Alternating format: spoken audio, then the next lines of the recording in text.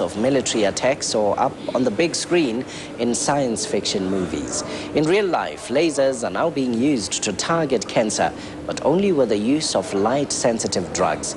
And that's what South African research is crucial. Christina Scott of Morning Live reports. Once upon a time, in a galaxy far, far away, the Jedi Knights used the lasers in their lightsabers to fight off the forces of darkness. What a waste. If Obi-Wan Kenobi had gone to Rhodes University instead of planet Tatooine, he could be using his laser to fight cancer with chemistry professor Tebelo Nyokong. Only Professor Nyokong doesn't say the force is with her. She calls it photodynamic therapy. This is skin cancer being treated here, and the red light is from the laser. This is a recurrent. This patient here had had chemotherapy before and it didn't quite work, so photodynamic therapy is being applied here. This is laser light. It's easier when it's on the skin because then you don't have to go through the mouth. This is also on the skin, a cancer that was on the skin. This is before the treatment and after the treatment. Professor Nyokong designs drugs which love cancer. But shine a laser on that drug, and it destroys what it loves. You can see a dye being injected into this patient here, and these are the cancerous cells there. The dye will accumulate in the cancer as it is shown here. Then we take laser light through fiber optics, through the mouth, onto wherever these cancers are.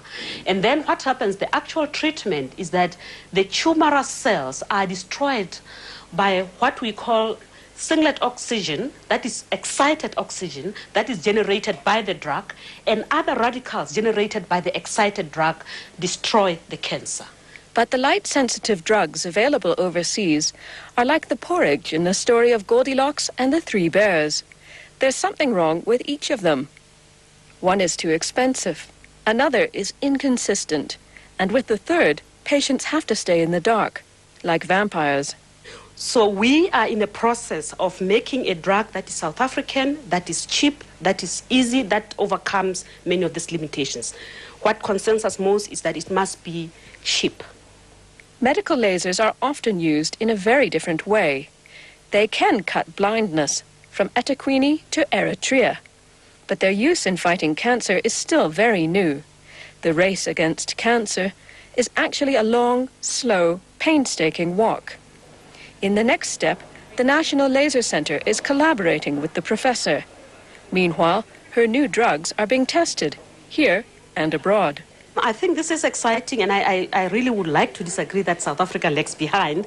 I think we just don't look at ourselves very objectively. Africa used to be known as the dark continent, but now tables may be turning. A group of dedicated chemists here in Grahamstown are shining the light on some very scary cancers, and the work they're doing will help people around the world. Christina Scott for Morning Live.